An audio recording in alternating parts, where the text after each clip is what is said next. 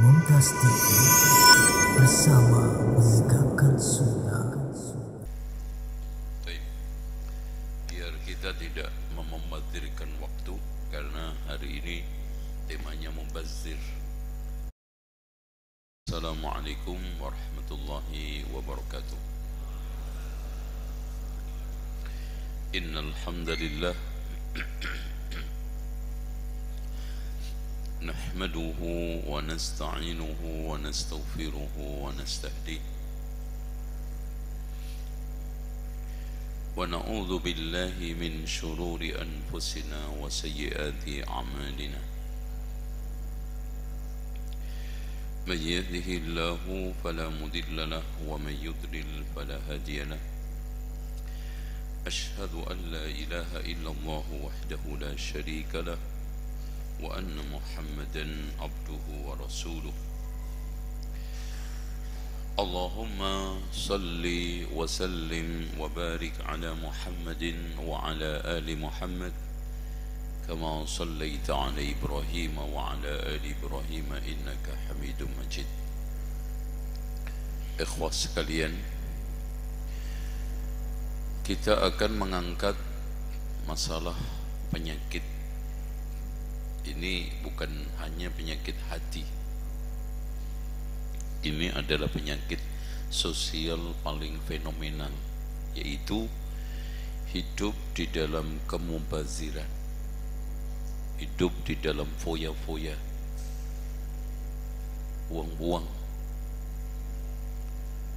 Dan jangan-jangan kita itu menjadi bagian dari mereka. Nah, ini nanti kita ukur. Nah, perbedaan antara tabdzir dengan israf. Tabdzir itu, kata para ulama, al-jahlu bi mawaqi'il huquq. Tidak tahu letak yang tepat untuk berinfak, untuk mengeluarkan dana. Al-jahlu bi mawaqi'il huquq. Israf itu al-jahlu bi maqadiril huquq. Jadi ketidaktahuan di dalam takaran, ketidaktahuan di dalam kadar. Jadi kalau tabdzir itu ketidaktahuan di dalam tempat yang tepat untuk infak, mengeluarkan, membelanjakan harta. Kalau israf itu ketidaktahuan di dalam takaran infak, membelanjakan.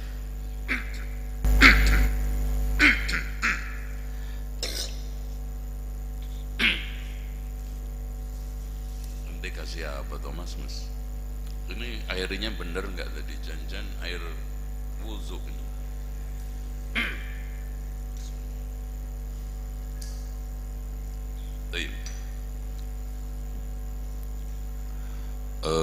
Contoh,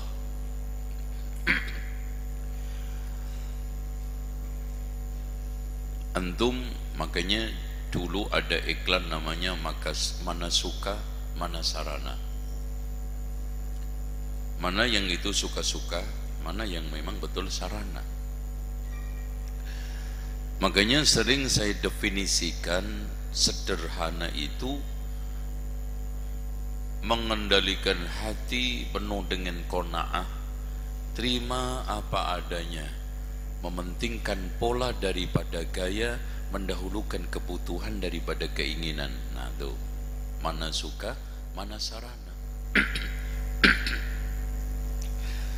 Kalau masalah suka-sukaan, ada mobil baru suka, ada baju baru suka, ada istri baru.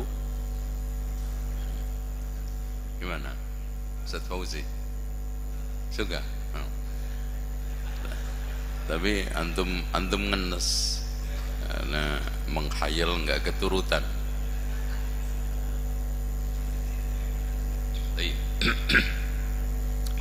Tapi butuh tidak?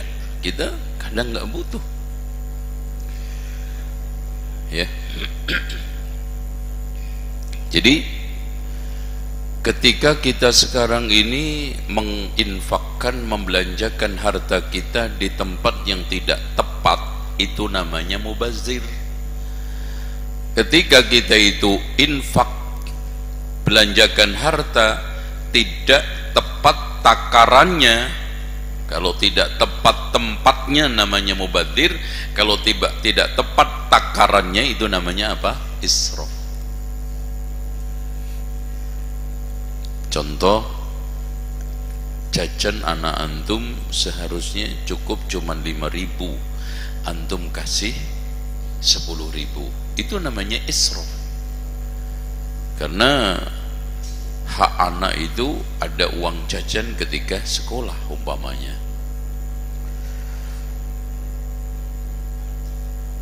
Belanja uang nafkah istri antum, seharusnya sebulan itu 3 juta, antum kasih 30 juta umpamanya.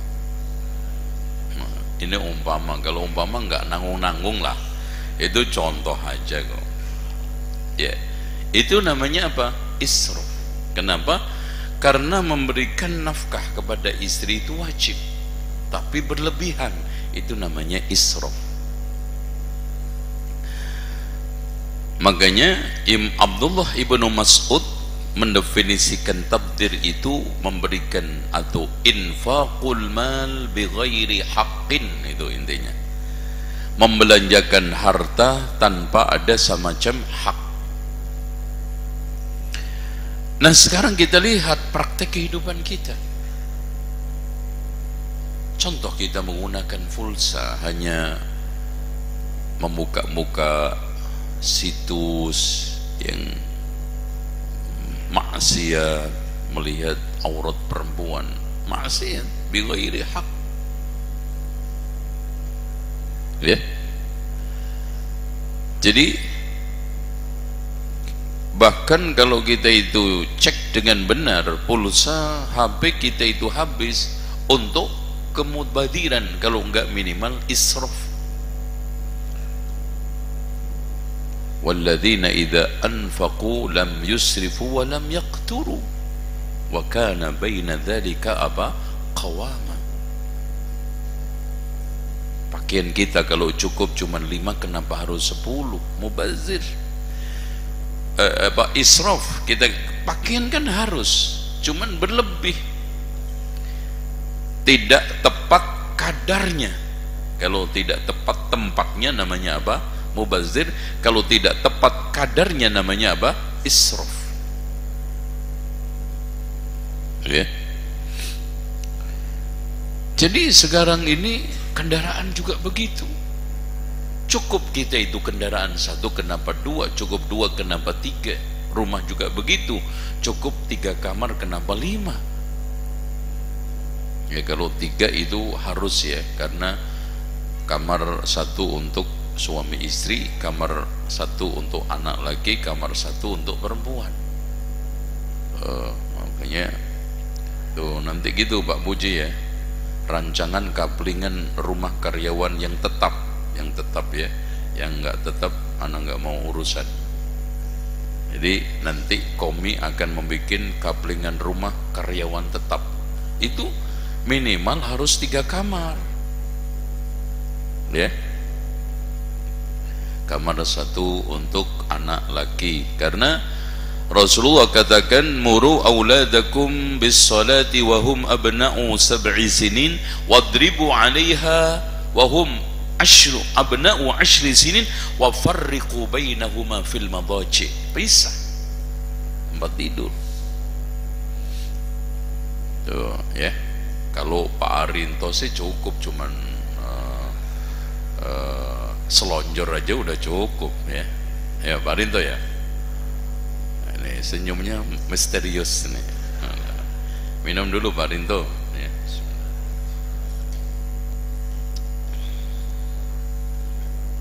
Pak Arinto ini dikawinkan apa dikawini ya? Ini oke. Nah, sebab pemicu orang itu hidup di dalam berfoya-foya. penuh dengan kemubaziran. Apa? Satu, ya, adalah an-nash'atul ula, lingkungan pertama kali dia tumbuh kembang itu tumbuh kembang di atas kemubaziran. Jadi dari sejak kecil itu dibesarkan di atas kemubaziran oleh orang tuanya, buang-buang harta, buang-buang mainan, buang-buang makanan, gampang membuang baju, gampang membuang makanan, gampang membuang fasilitas, ya, jelek dikit buang, itu. Ini jadi besar itu tidak terdidik. Hanya kita bukan berarti pelit. Pelit itu antara kedua tadi. Wa kana baina dzalika qawama. Ya. Alladzina idza anfaqu lam yusrifu wa lam yaqturu. Wa kana baina dzalika qawama. Sederhana qawama itu. Udah ya. Makanya anak antum, istri antum tegasin, buang-buang. Contoh, sandal, kadang-kadang perempuan ini kalau diturutin sandalnya harus nyetel, baju putih, sandal putih, baju hijau, sandal hijau, baju kuning, sandal kuning, baju batik kulit macan, sandalnya, kan gitu. Kadang-kadang arisan aja itu, masya Allah, ada sandal arisan, ada sandal kondangan, ada sandal ke mall, ada sandal ke pasar, ada sandal untuk jalan-jalan, sandal aja macam-macam, tematik. Subhanallah, ya. Ini itu urusan perempuan itu ribet kalau antum nggak tegas. Makanya ku anfusakum wa nar, coba bayangkan Pak, nar. Kenapa tanggung jawab kita dibunyikan oleh Allah kepada anak istri itu, ya ayyuhalladzina amanu qu anfusakum wa ahlikum nar. Coba, nggak main-main. Hadis Rasulullah ternyata sepadan Pak. Ma min abdin mu'minin yastar'ihi Allahu ra'iyatan yamutu yawma yamutu wa ghashin li ra'iyatihi faharamun 'alaihi raihatul jannah. Diharamkan bau surga, berarti kemana? Neraka. Coba antum membesari bini, anak, ujung-ujungnya neraka, ngapain lo lama-lama di dunia? Mendingan lo mati. Harusnya kita besarkan di atas jannah, kita besarkan di atas kebaikan. Itu. Yang kedua, yang menyebabkan munculnya kemubaziran di dalam hidup, as-sa'atu ba'da dik, kaya setelah miskin, alias OK. Jadi orang OKB itu cenderung apa? Mubazir, cenderung foya-foya untuk menunjukkan eksistensinya. Eksis berarti di luar. Kalau dalam apa namanya? Esensinya itu nggak mungkin ya. Menunjukkan eksistensinya, nih gue punya, dipamerin, apa aja dipamerin, show off. Itu, nih orang-orang OKB. Bahkan pamernya nggak tanggung-tanggung, barang-barang mahal pun dipamerkan di sosmed, murah banget. Subhanallah, ngedek banget. Seumur-umur Pak kita nggak pernah lihat barang itu, apalagi beli pegang, enak aja ngomong di sosmed, murah banget gitu. Aduh, ngeselin ya. Itu. Jadi seperti itu. Ini OKB ya. Makanya Rasulullah SAW mengatakan, lal faqru akhsha alaikum walakin akhsha alaikum an tubsatu alaikum dunya. Bukan kemiskinan yang aku khawatirkan atas kalian, akan tetapi yang saya khawatirkan adalah dibukanya dunia, Makanya Abdurrahman bin Auf mengatakan, ketika kami diuji dengan kemiskinan dan kesulitan, bertahan kebanyakan kita. Tapi ketika kita diuji dengan kemewahan dan harta melimpah, banyak yang rontok dan tidak tahan. Itu sahabat loh Pak, sahabat. Hanya kita tetap harusnya IHBS antum sekarang, IHBS dulu, IHBS sekarang, tampilan kita terutama mengendalikan hati itu harus sama. Karena pada akhirnya adalah mengendalikan suasana hati. Soal yang kita miliki itu di tangan, berapa aja nggak ngaruh hati, bukan orang yang hubud dunia. Makanya seluruh ayat-ayat, hadis-hadis yang membenci dunia itu maksudnya supaya kita tidak meletakkan dunia di dalam hati. Makanya sampai Rasulullah mengatakan, ambil itu bangkai hewan cacat. Ya Rasulullah, hidup aja nggak mau. Oh kan, hidup aja nggak mau. Dunia lebih rendah daripada bangkai kambing cacat ini. Maksudnya jangan sampai kita hubbud dunia, menguasai.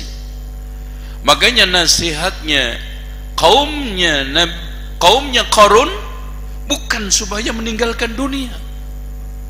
Dan saya berkali-kali katakan, sahabat yang dijamin oleh Allah 10 masuk surga, al-asharatul mubasysyaruna bil jannah, rata-rata semua kaya raya. Makanya Allah katakan, menirukan ucapan kaumnya Qarun, wabtaghi fima atakallahu daral akhirah wala tansa nasibaka minad dunya. Itu wala tansa nasibaka minad dunya. Makanya zuhud itu tidak terkesan miskin. Qanaah itu tidak menimbulkan kita itu kere, karena masalahnya hati. Makanya qanaah itu sering saya definisikan, qanaah adalah mengendalikan hati, menerima apa adanya, yang penting halal walaupun 15 miliar daripada 15 juta haram. Mana yang lebih baik? Nah itu sederhananya. Jadi sekarang ini Komi meningkatkan omsetnya sampai 15 miliar, 100 miliar, syukur-syukur sampai 1 triliun, nggak salah. Yang penting halal. Daripada 500 juta haram, mendingan 5 miliar halal, gitu kan? Gimana Pak Nana? Ini bendara ini, senyum-senyum aja nih. Nih Pak Nana ini punya dua kepribadian ini. Kalau jadi bendara beda dengan moderator ya. Jadi kalau jadi pembagi acara jadi dalang dia. Kalau bendara, masya Allah, langsung kayak Adam Smith. Ya itu bagus tuh anak-anak. Lanjutkan ya. Kemudian yang ketiga yang menyebabkan orang itu hidup di dalam berfoya-foya, kemubadiran adalah suhbatul musrifin, ya, bukan musyrifin. Ya, ini musyrif atau musrif? Ini mana musrif ini? Innallaha la yuhibbul musrifin. Ya. Jadi jangan sampai salah mengucapkan. Kadang-kadang di tataran umum ini salah-salah mengucapkan bahasa Arab. Ana dikasih ucapan terima kasih sama jamaah, jazakillah, terima kasih Bu ya. Ana jadi perempuan, jazakillah ya. Kadang-kadang juga ini bahasa Arab bisa-bisaan ya, kayak seperti ini. Kenalkan, saya pegawai bank mu'alamat. Muamalah maksudnya, bank muamalah jadi mu'alamat. Ada ya, saking semangatnya dan diterima kerja di bank muamalah, jadi kenalkan saya pegawai bank mu'alamat. Gitu ya.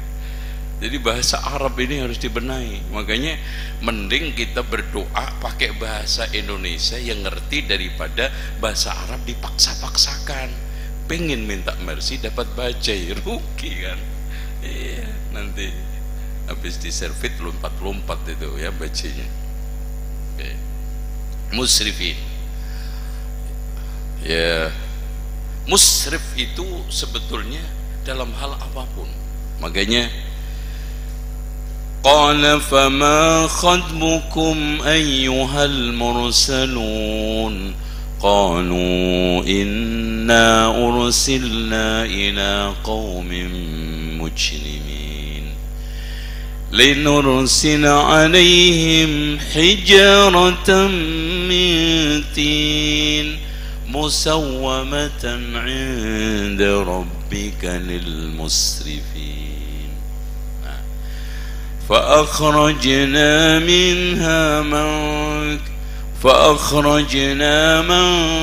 كان فيها غير بيت فأخرجنا من كان فيها من المؤمنين فما وجدنا فيها غير بيت من المسلمين. Musrif itu dalam perbuatan bisa, dia itu sebetulnya benar sholatnya tapi ditambahi musrif. Nah makanya saya tolong dimanggil musyrif ini harus dibenerin ya. Ke orang tua juga jangan sampai salah, tolong panggilin musrif. Musrif, wah ini makanya dari panggilan salah itu musrif jadi kualat. Jadi bener ya. Musyrif itu alladzi asyrafa syai'an. Di sini ashkhas tulab itu dia yang mengelola, membina anak-anak, itu musyrif. Selanjutnya nomor 4, al-ghaflatu an zadit thariq, yang menyebabkan orang itu tenggelam di dalam hidup poya-poya karena lalai dari bekal jalan hidup nanti di akhirat. Jadi dalam bahasa orang sekarang itu disorientasi, sehingga apa? Tenggelam di dalam hal-hal yang tersier dijadikan primer, yang primer dijadikan tersier. Tuh, coba maaf ya, ada sebagian orang di beberapa tempat, maaf, rumah ngontrak, beli mobil, coba disorientasi. Harusnya rumah dulu apa mobil dulu? Ya tergantung lah. Ya kalau maishahnya dia Gojek apa Grab, ya mobil dulu, itu kan. Tapi secara umum kita itu mendahulukan yang lebih utama daripada utama, kurang utama. Kadang-kadang, nah terutama akhirat kita utamakan zadu at-thariq menuju akhirat kita. Makanya Abdullah ibn Aizar mengatakan, wahai manusia, sesungguhnya kalian punya dua hunian, hunian satu di atas bumi, hunian satunya di bawah bumi. Lalu ada orang yang bertanya, berapa lama kalian tinggal di atas bumi? Sampai mati. Kalau anak umpamanya sekarang 54, kira-kira umur 90 kurang 40, 50-an lah. Ustaz Fauzi umur berapa sekarang? 40, kira-kira 60 berarti kurang. Ya, umatnya Nabi Muhammad kan 62 gitu. Amaru ummati ma baina 60 ila 70 wa aqalluhum man yajuzu dzalika. Nah itu biasanya ustaz itu yang panjang itu. Jamaah pendek enggak apa-apa. Ada kan gitu. Ya, biar enggak ngerepotin. Iya, dikasih kajian terus juga gitu-gitu aja. Udah, ya Allah, kukut aja dia. Capek gue ya Allah kan gitu. Nah, selesaikan aja ini urusan orang.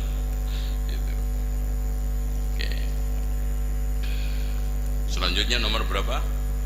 Nah, ini yang menyebabkan orang itu terjebak di dalam hidup foya-foya kemubadziran adalah istri dan anak. Wa'lamu annama amwalukum wa auladukum fitnah. Fitnah, anak itu fitnah.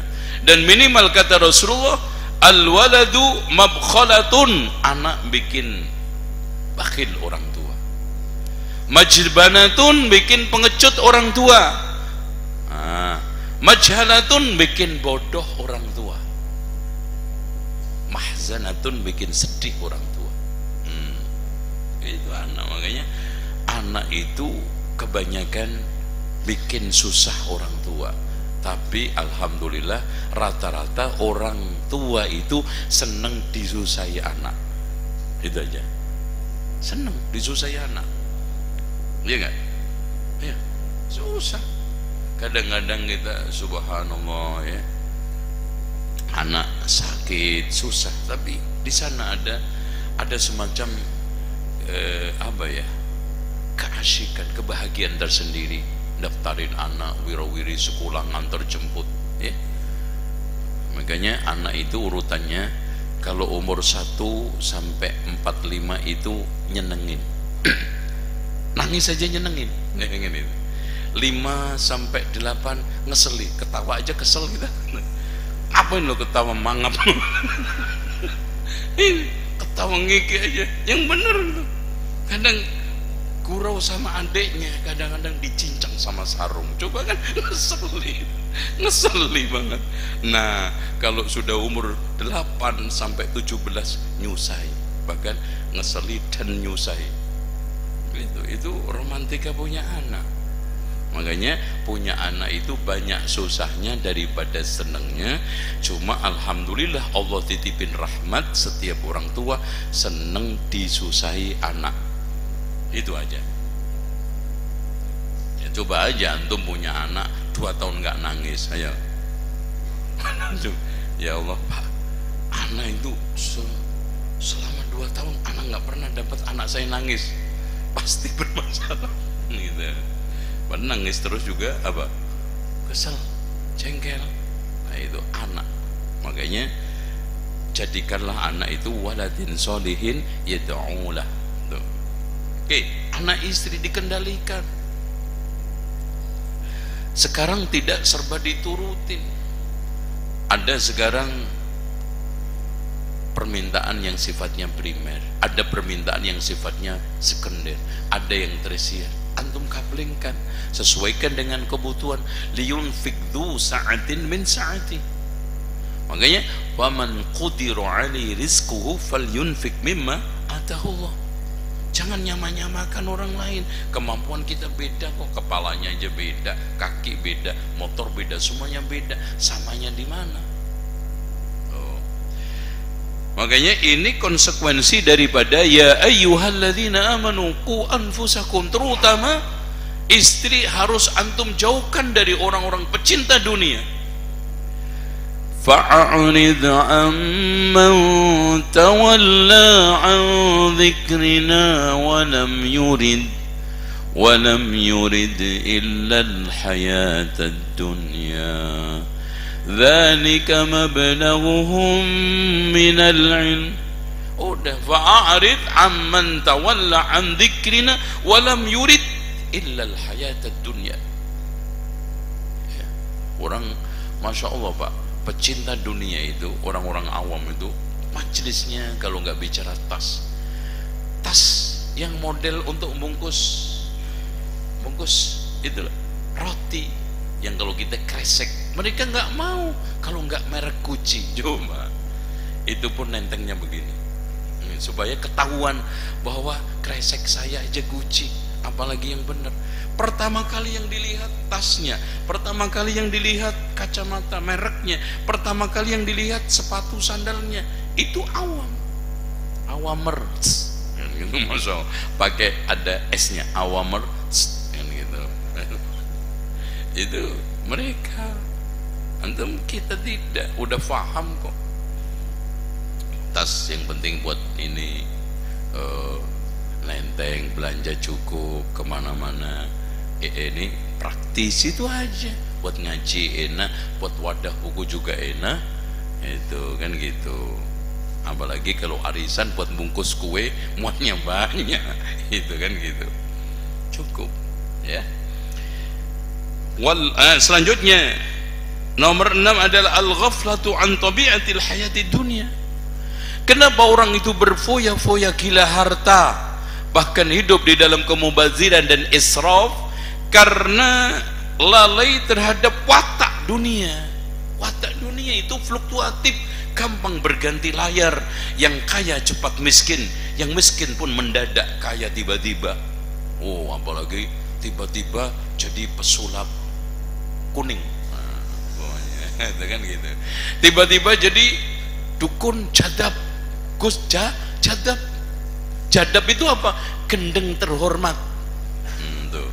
Gendeng terhormat. Jadi urutan untuk menjadi wali menurut versi sufi, sumpah pikiran tuh. Itu pertama, dia itu zikir sampai histeri. Kalau enggak tirakatan.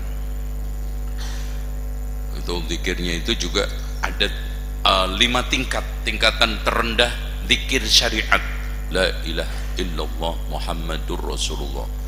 Meningkat lagi menjadi zikir thariqat, la ilaha illallah, la ilaha illallah. La itu ada iramanya, ada goyangannya, enggak sembarangan ambil gedek-gedek. Itu kalau enggak tahu iramanya bisa tatapan. Nah, ini la ilaha illallah, la ilaha illallah, itu sampai goyang-goyang sampai gendeng. Nah, itu namanya mulai jadab. Jadab itu berarti gendeng terhormat, karena gendeng akan menjadi bibit wali. Gitu.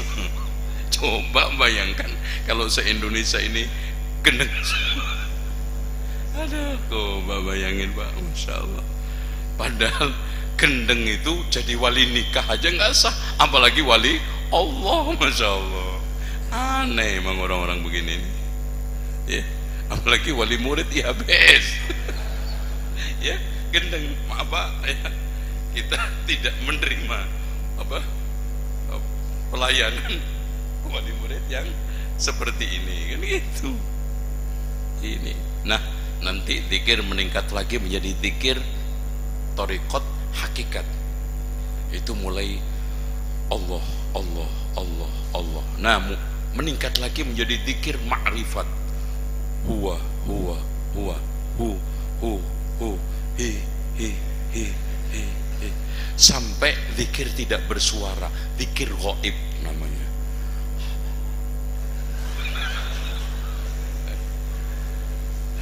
Makanya betul kata Imam Syafi'i, seperti dinukil oleh Imam siapa? Ibnul Jauzi di dalam Talbisul Iblis, tidaklah ada orang yang masuk ke majelis seperti ini pagi hari sebelum maghrib udah gila. Sebelum maghrib, jangan nunggu besok, sore udah gendeng. Kata siapa? Imam Syafi'i.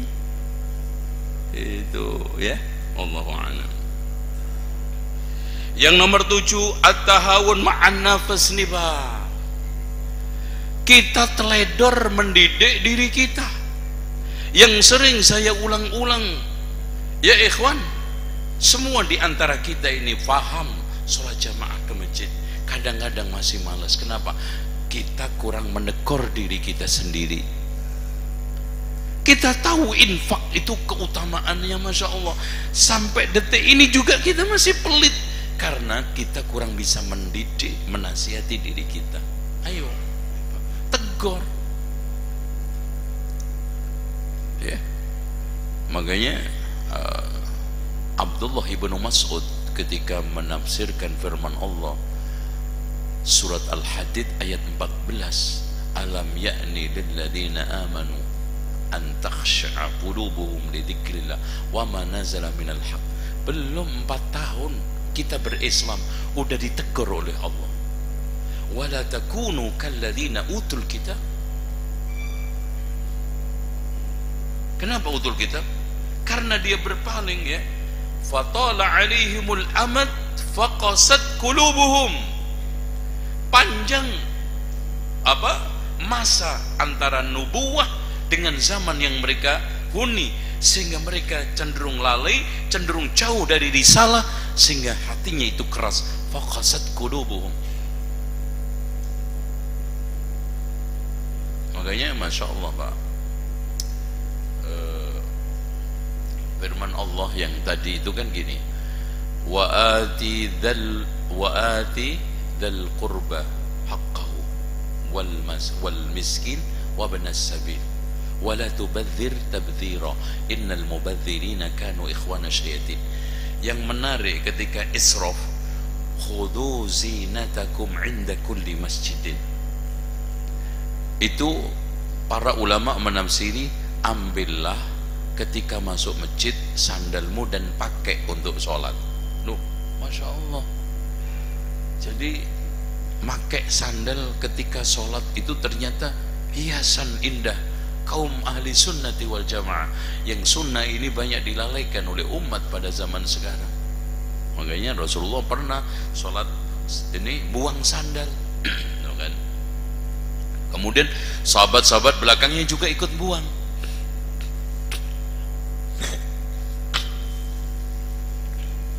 Setelah selesai, kenapa kalian buang sandal tadi? Ya Rasulullah, kami melihat Rasulullah buang sandal, kami juga ngikut. Ini kata para ulama, aslinya perbuatan Rasulullah itu dicontoh, kecuali ada dalil yang membelokkan. Dicontoh. Alhasil akhirnya Rasulullah katakan, tadi Jibril datang kepada saya memberitahu di bawah sandal itu ada najis, dan najis itu mengganggu sholat, untuk dibuang. Ini menunjukkan bahwa sekecil apapun risalah itu dasarnya langit. Wa ma yantiqu 'anil hawa in huwa illa wahyun yuha. Sampai soal kotoran sandal loh Pak, Jibril sampai turun ke bumi memberitahu, apalagi hal-hal yang besar kolosal seperti peringatan maulid dan tahlilan yang untuk hajat kebutuhan rutin. Nah itu kan gitu, masa Allah nggak memberitahu? Makanya pertanyaan sangat mendasar ketika mereka ditanya, Pak, kenapa Bapak selamatan tahlilan? Iya, ini sunnah sebetulnya, Rasulullah aja yang nggak sempet. Nah kurang ajar tuh, masa Rasul nggak sempet katanya. Ya Rasul sih sempet Pak, cuma lagi sibuk dulu, jadi sampai wafat itu nggak jadi terus ya kan gitu tahlilannya. Aneh. Atau Rasulullah malas, naudzubillah, lebih parah lagi, Rasulullah nggak minat kepada kebaikan tersebut. Wah berat. Rasul nggak melakukan karena tidak ada syariatnya, itu aja, simple. Oke. Selanjutnya nomor 7 nomor 8 ya, 8 al-ghaflatu an syada'id wa ahwal yaumil qiyamah. Orang yang hidup berfoya-foya itu kecenderungannya karena lalai terhadap urusan dahsyatnya akhirat dan dahsyatnya kiamat.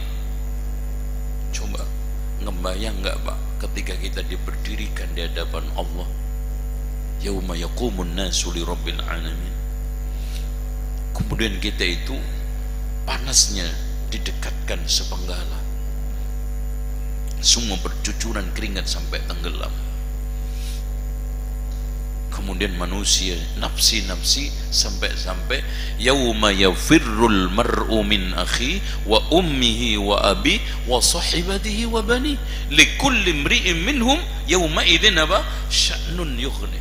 Makanya Aisyah ketika bertanya, ya Rasulullah, apakah engkau masih ingat nanti di hari kiamat? Wahai Aisyah, adapun di tiga tempat seorang tidak akan ingat siapa-siapa. Ketika catatan amal diterima, dia nggak ingat sampai diterima dengan tangan kanan.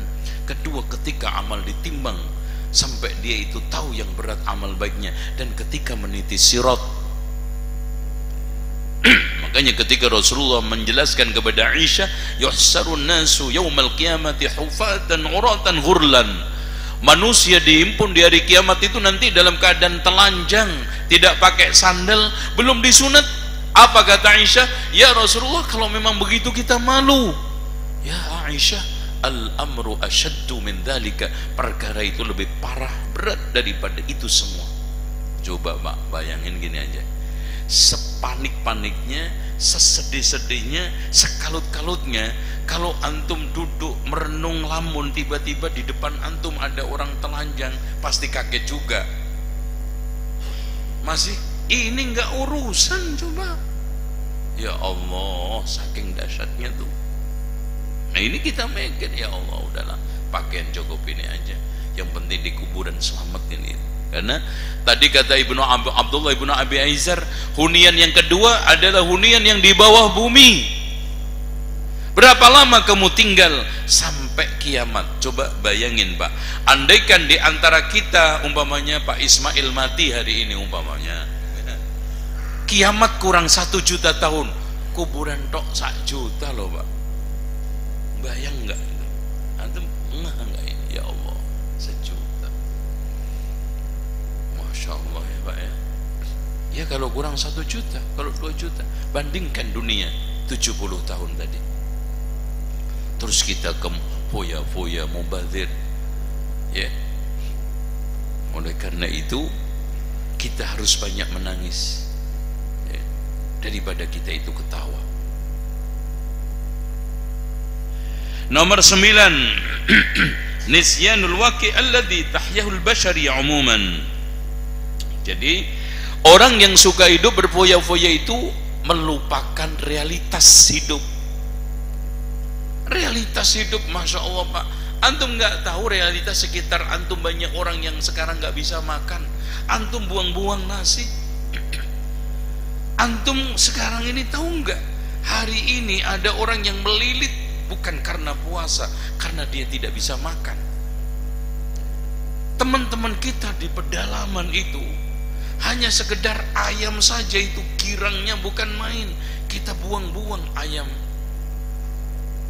Realitas kita baca, kita tidak kata dalam tempurung, ya saudara-saudara. Padahal Rasulullah SAW mengatakan, la yu'min man bata sab'ana wa jaru ja'i, tidak beriman orang yang semalaman tidur dalam keadaan kenyang sementara tetangganya itu kelaparan. Coba tengok kanan kiri. Makanya kalau begini antum ada makanan, jangan sampai kebuang. Ini dikasih siapa? Bukan karena mentang-mentang sisa, tapi nggak ingin aku mubazir. Sekarang ada nasi kotak, ini sebetulnya anak kenyang. Ini ada security, ada tetangga saya depan, ingat, kasihkan. Mungkin bagi dia menguatkan dia untuk tahajud, Masya Allah. Minimal dia nanti bisa pagi besok nganterin anaknya ke sekolah, semangat karena badannya sehat, bergizi. Begitu loh Pak. Ingat realitas, kanan kiri antum ini banyak orang-orang yang kelaparan, kanan kiri antum itu banyak yang masih apa? Au miskinan dha matrabah. Masya Allah Pak. Miskin saking perihnya diganjel itu pakai tanah supaya apa? Perutnya agak bisa ditahan perihnya. Selanjutnya nomor 10, al-ghaflatu 'alal atharil mutarattiba 'alal israf. Dia lalai terhadap konsekuensi foya-foya, dampak foya-foya. Di antara dampaknya satu, illatul badan. Mas, penyakit asam urat itu sebetulnya bukan penyakit orang kelaparan. Iya enggak? Sekarang yang diderita orang sekarang penyakit apa rata-rata? Apalagi umur 60, itu semua menurun, kekuatan mata menurun, kekuatan telinga, pendengarannya menurun. Yang naik cuma 3, trigliserid, asam urat, kolesterol. Ini penyakit orang rakus. Iya, asam urat ya, makan nggak kekontrol itu. Makanya ini problem problem makan itu ternyata dari sejak zaman Nabi Adam sampai kiamat. Nabi Adam terusir dari surga gara-gara apa? Makanan. Udah kan gitu. Makanan itu bahaya. Terus kemudian qaswatul qalb, kata Imam Syafi'i, saya hidup selama 30 tahun lebih tidak pernah kenyang kecuali sekali, itu pun saya muntahkan karena kenyang menyebabkan satu, lemah di badan, banyak penyakit. 2, keras hati. 3, males ibadah. 4, otak tumpul. Otak tumpul tuh. Jadi orang kalau sekarang kenyang terus, syahwatnya yang naik, otaknya ketutup. Makanya di antara cara untuk mencerdaskan otak itu sering puasa. Itu makanya anak-anak didik kita itu, apalagi yang puasa-puasa model seperti Tasu'a Asyura ini, kita aja. Itu karena apa? Karena pencernaan itu kalau sering digunakan giles, apalagi makanan kasar, itu bikin otak itu tumpul. Makanya di dalam kitab Ta'limul Muta'allim, di antara cara untuk menguatkan hafalan adalah makan buah-buahan yang lembut seperti avokat, atau makanan dikunyah sampai lembut. Itu cerdas. Makanya anak-anak sekarang itu banyak bermasalah karena makanannya ciki, terus solmed, iya, solmed itu sosis dicampur. Ini singkatan nggak ngerti antum? Solmed, sosis dicolok sama, ya ketinggalan zaman antum. Ya udah, untuk mencari di ini di Google. Itu makanan-makanan, ya Allah, nggak cerdas sekarang, udah nggak bersih, udah nggak, kadang-kadang syubhat, nggak sehat itu loh. Terus khumul tahriku dawa'i syari wal ismi, orang masya Allah Pak, makanan itu ngaruh ke tubuh. Makanya kenapa orang yang sekarang kan ada terapi keto ya, makan daging terus, itu bentuknya beda. Daging, kayaknya macan kenapa sering makan daging? Atau gini, orang itu kalau sering makan ayam, kulitnya akan bersih dan tampilan wajahnya itu akan berseri-seri ganteng. Makanya rahasia Imam An-Nasai itu awet muda sampai umur 70 tahun pun kelihatan bersih, semeringah dan kuat. Ternyata setiap hari itu makan 2 ayam jago. Nah antum tiru, yakin puret. Tekor soalnya ya.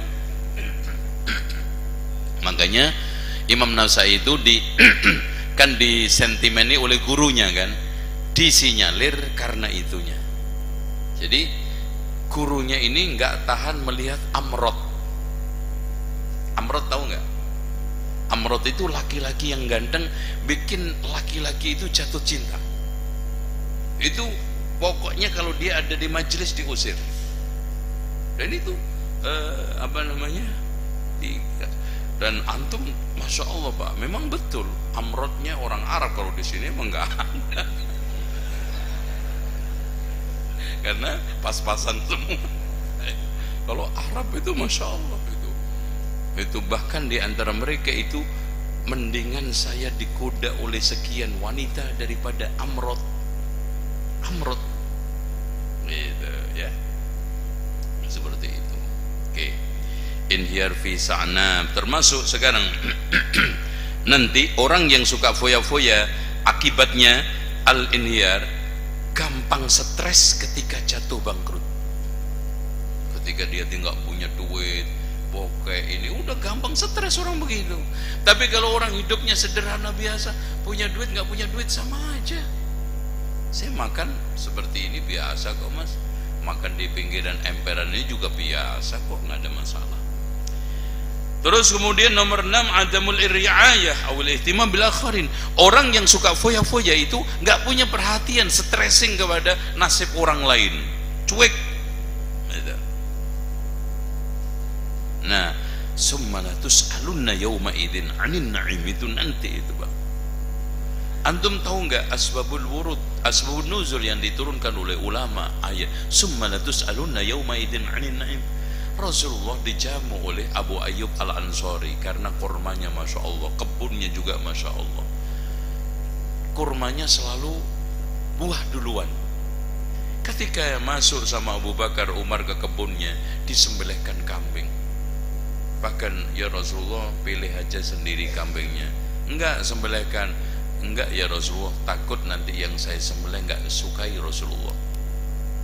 Terus kemudian kurma, ya Rasulullah, ini ambil sendiri. Enggak, saya ambil aja, saya takut kurma yang saya ambil tidak disukai oleh Rasulullah. Ta'zim, Masya Allah. Akhirnya minum seger, summa la tus'alunna yawma idzin 'anin na'im. Apalagi pastinya musim panas ya, karena kurma itu nggak mungkin mateng kalau nggak musim panas Juli, Agustus, September. Makanya nggak mungkin Maryam itu melahirkan Isa bulan Desember, itu nggak mungkin. Mana ada kurma buah apalagi ngerutop bulan Desember, kurma apa ya, kurikulum merdeka apa kurma kan gitu. Nah itu mungkin kurma kurikulum merdeka itu Desember. Kalau kurma apalagi rutop, fauzi ilaiki bijid'in nakhlati tusakiti ilaiki rutaban janiya. Itu nggak mungkin kalau nggak bulan Agustus, September. Makanya ada salah satu sekte Nasoro di Soviet itu kalau hari raya Natalnya itu Oktober. Tuh, ya. Ditanya oleh Allah, Pak, kemubadiran kita buang-buang nasi di pondok ini, summa latus'alunna yauma idzin 'anin na'im. Kemubadiran lau palu, summa latus'alunna yauma idzin 'anin na'im. Kemubadiran pakaian, baju kita, sandal kita dan yang lainnya, summa latus'alunna yauma idzin 'anin na'im. Al-wuqu' tahta wa'dil kasbil haram. Orang seperti ini biasanya gampang terjatuh di dalam hal-hal yang haram. Terus, nah yang terakhir, jadi temannya setan. Innal mubadzirina kanu ikhwana syayatin. Innallaha la yuhibbul musrifin. Nah berarti dampak foya-foya tidak disukai Allah. Tuh, saya kira itu. Sekarang kita buka tanya jawab, insyaallah. Tafadhol. Nah solusi untuk menghilangkan mubadzir. Nih tips 1, merenungkan asar-asar atau dampak mubadzir dan foya-foya. Itu 1. Kedua, terus sering-sering menegur diri sendiri dalam kemubaziran.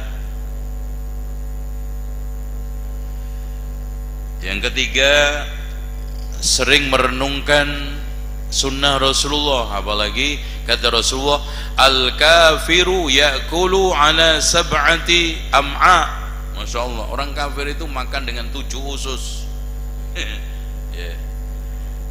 Terus kemudian nomor 4, merenungkan biografi atau sirah salafun salih. Kayak apa Abu Bakar kaya rayanya, hidup tetap sederhana. Nomor 5, memutus persahabatan dengan orang-orang musrif, orang-orang yang suka foya-foya. Terus yang ke-6, mendidik, membimbing istri anak dalam hidup sederhana. Terus sering merenungkan realitas kehidupan di kanan kiri kita, orang-orang miskin, gelandangan, terlantar dan yang lainnya. Dan yang ke-8, merenungkan kematian. Ya, cukup. Tafadhol, mungkin ada yang tanya, Pak.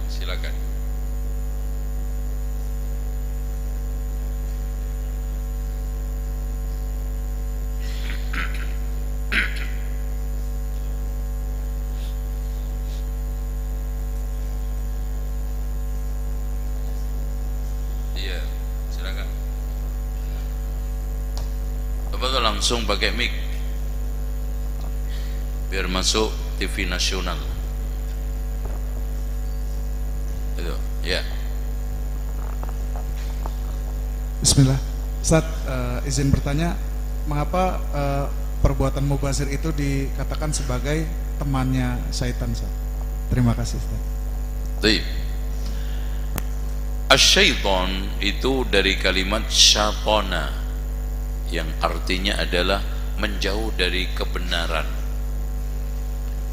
Jadi seluruh perilaku yang tidak tepat, tidak benar itu setan. Dan saya katakan tadi dari definisi ulama bahwa mubazir itu adalah membelanjakan harta tidak tepat pada tempatnya.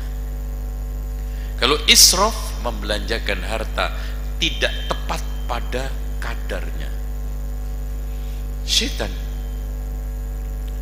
Terus kemudian yang kedua, ternyata bapak kita Nabi Adam juga digoda oleh syaitan lewat apa? Makanan. Innal mubadzirina kanu ikhwana syayatin. Makanya para ulama mendefinisikan tabdzir adalah membelanjakan harta di dalam kemaksiatan kepada Allah di seluruhnya. Sehingga ada yang mengatakan berapapun jumlahnya miliaran kalau dialokasikan untuk ketaatan Allah tidak mubadzir, dan sepeser pun kalau dialokasikan untuk maksiat adalah mubadzir. Subhanallah, sekarang betapa banyak kemubadziran dan di sekitar kita banyak syaitan. Uang miliaran untuk narkoba, untuk perjudian, untuk beli perempuan, untuk melakukan pelanggaran. Di antara mereka hanya untuk beli musik, ya, jogetan semalam suntuk. Berapa miliar yang dia buang-buang? Innal mubadzirin, seluruh alokasi belanja uang untuk maksiat kepada Allah adalah apa? Tabzir. Innal mubadzirina kanu ikhwana syayatin. Itu Pak, ya. Wallahu a'lam. Ada lagi? Ya. Mic-nya Mas. Oh, ya, yang dekat. Ya, baik. Nanti. Assalamualaikum warahmatullahi wabarakatuh. Waalaikumsalam. Barakallahu fikum Ustaz. Menyambung terkait dengan tadi Ustaz menyampaikan punya rumah dulu sama mobil dulu. Yang ingin saya tanyakan itu adalah terkait dengan haji dan umroh, Tat. Mungkin kalau haji dan umroh sesuatu yang tidak berhambur-hambur atau berfoya-foya, namun lebih prioritas mana antara haji dan umroh dulu, Tat, gitu. Karena kalau haji itu kan terkait dengan umur, Tat. Kalau umroh kapan tuh bisa dilakukan? Terima kasih. Saya kira wassalamualaikum warahmatullahi wabarakatuh. Ya, intinya orang yang sudah punya rumah belum, orang yang sudah punya mobil belum daftar haji itu didoakan oleh Umar hendaknya mati Yahudi atau Nasrani. Karena Rasulullah sendiri mengatakan man aradal hajja falyata'ajjal. Siapa yang ingin haji hendaknya disegerakan. Kalau umroh karena sunnah, maka antum melihat kebutuhannya. Kalau memang mobil itu kebutuhan antum karena tadi nge-grab, antum punya istri 3, terus anaknya 17, itu kemana-mana nggak mungkin pakai motor kan.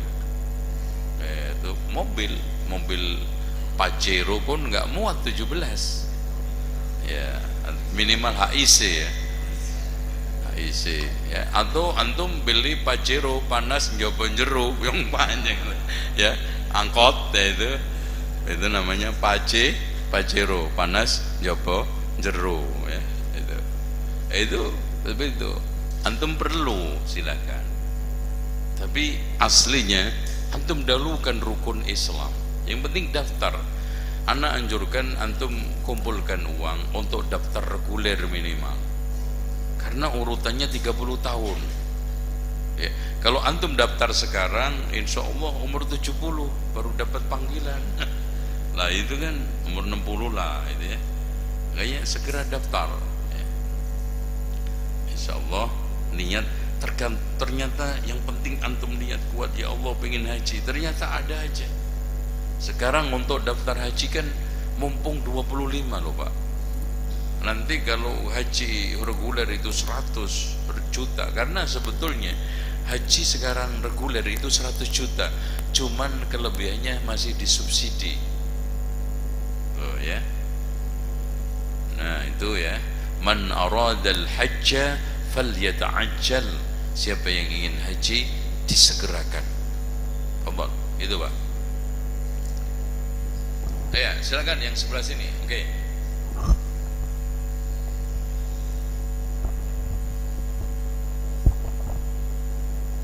Ya, bismillahirrahmanirrahim. Assalamualaikum warahmatullahi wabarakatuh.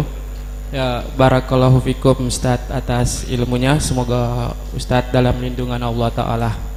Begitu juga teman-teman seperjuangan semuanya. Baik Ustadz, ada beberapa pertanyaan yang ingin Ana tanyain. Mungkin simpel aja sih Ustadz pertanyaannya. Pertama, ini terkait bahaya hidup poya-poya Ustadz ya. Terkait materi ini menarik sekali ya. Kalau misalnya kita poya-poya dalam kebaikan, traktir teman Ustadz, itu mana yang lebih baik, poya-poya traktir teman atau poya-poya traktir bini? Terus bedanya nafkah bulanan sama belanja harian itu ada bedanya nggak Ustadz ya? Ya. Yeah. Terus yang kedua, ada pertanyaan Ustadz, ini mungkin ada ini sih menurut Ana perlu pencerahan. Kan mungkin keluarga itu kan mungkin ada yang belum kenal sunnah ya. Nah biasanya keluarga itu kalau ada meninggal kadang-kadang ngadain tahlilan Ustadz ya. Nah pas untuk ngadain tahlilan itu kan butuh ya dana. Nah terus dimintain dana gitu Ustadz untuk ngadain tahlilan. Kan itu wah ini biar ada sedekah. Itu hukumnya gimana Ustadz, memberikan sedekah ke keluarga untuk ngadain tahlilan tersebut? Padahal udah dikasih tahu nggak boleh, antum pelit gitu ya. Bagusnya gimana Ustadz cara menyikapi keluarga seperti tersebut gitu. Syukron. Assalamualaikum warahmatullahi wabarakatuh. Ya. Baik, diperhatikan. Tidak ada yang main HP ya. Baik. Pertama, traktir bini sama teman bisa dua-duanya. Maksudnya sesekali traktir teman, karena teman itu kalau sudah punya ciri khas 4 maka jangan dilepas, kata para ulama. 1, kamu pernah bergaul sesaat ternyata dia adalah orang baik. 2, membantumu ketika susah. 3, kamu sukses bermuamalah dengan dirham dinar, yaitu uang. Dan kamu pernah safar bersamanya. Karena safar itu menunjukkan jati diri orang aslinya. Itu karena safar. Makanya safar itu dari kalimat safaro isfar, yaitu menampakkan ya, menyingkap watak aslinya. Nah, antum pahami sabda Rasulullah, haqqat mahabbati lilladzina yatazawarun. Masya Allah, berhak untuk mendapatkan cintaku orang yang saling berziarah. Berarti di sini ada teman karena Allah, dan teman karena Allah itu sab'atun yudhilluhumullahu fi dhillih, di antaranya rajulani tahabba fillah istama' alaihi wa tafarraqa alaihi. Oke. Tapi istri juga antum harus utamakan. Ini Pak, harus ada saat-saat kebersamaan. Ada harus saat-saat romantis, bukan hanya rokok makan gratis. Itu singkatan, itu romantis. Betul-betul walaupun sederhana, nggak harus mewah-mewah, nggak harus hotel bintang, nggak harus di kafe yang ternama. Antum yang penting duduk head to head, hati hati itu nyambung gitu loh. Jangan duduk sekursi tapi hati berjauhan, nggak ada faedah. Nah, saat-saat seperti itu membangunkan suasana sehingga kita itu akrab, jalan bareng, itu penting. Serempet angkot gitu kan. Ya, jalan-jalannya yang bener Mas ya. Mungkin ada, kadang-kadang kan ada komplek yang eksotik, yang luas jalannya, itu bisa sepedaan, bisa jalan ini, atau antum cari car free day ya. Free day car apa? Itu kan Masya Allah ya. Ada saat untuk ngobrol, apalagi ketika ada hari Sabtu Ahad, Jumat Sabtu Ahad libur ya. Kita apa? Ya kan kadang-kadang untuk, nah kan ada liburan panjang kan, Juni, Juli, Desember ya, atau manfaatnya ya, mungkin family gathering yang sifatnya mini ya. Nah seperti itu. Kalau enggak, antum camping aja di Taman Apung gitu ya, atau kolam renang. Kalau enggak tuh ada tuh belakang atau danau ya, itu. Jadi ada menciptakan keasyikan, keakraban, kebersamaan tanpa harus berbiaya mahal tuh. Terus kemudian apalagi ya, itu istri sama, nah nafkah itu ya, nafkah mau diberikan bulanan, harian, nafkah, semuanya nafkah. Faman qudira 'alaihi rizquhu falyunfik mimma atahu Allah ya. Nah ada sebagian perempuan yang minta jatah harian, jatah bulanan, itu namanya apa? Rakus ya, rakus ya, jatah. Walaupun itu sebetulnya gini Mas, nggak ada mengapa antum kasih jatah bulanan untuk kebutuhan emergency. Umpamanya antum lagi di istri kedua, nah itu ada jatah kalau antum lagi off kan gitu, 3 hari berarti dia ambil ATM, atau antum lagi bertugas ya selama 10 hari, itu seperti itu. Nah yang kedua apa tadi?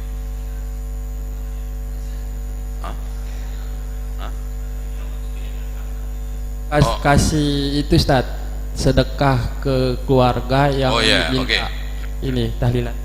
Itu bukan sedekah. Wa ta'awanu 'alal birri wat taqwa wa la ta'awanu 'alal ismi wal udwan. Dan itu adalah tradisi murni yang enggak ada kaitannya dengan Islam, bahkan itu mengadop dari agama lain. Dan tolong dicamkan, banyak ajaran-ajaran agama lain yang meresap ke dalam tubuh umat Islam menjadi bagian daripada tradisi yang diyakini ajaran. Lah kita yang paham harus memulai mendakwah, amar ma'ruf nahi mungkar, tidak mendiamkan, apalagi mengalah. Ada celah untuk dakwah, ada celah untuk perbaikan, gitu ya. Wallahu a'lam. Lagi terakhir, satu lagi.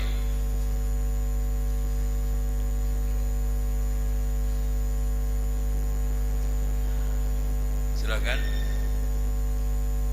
Tafadhol.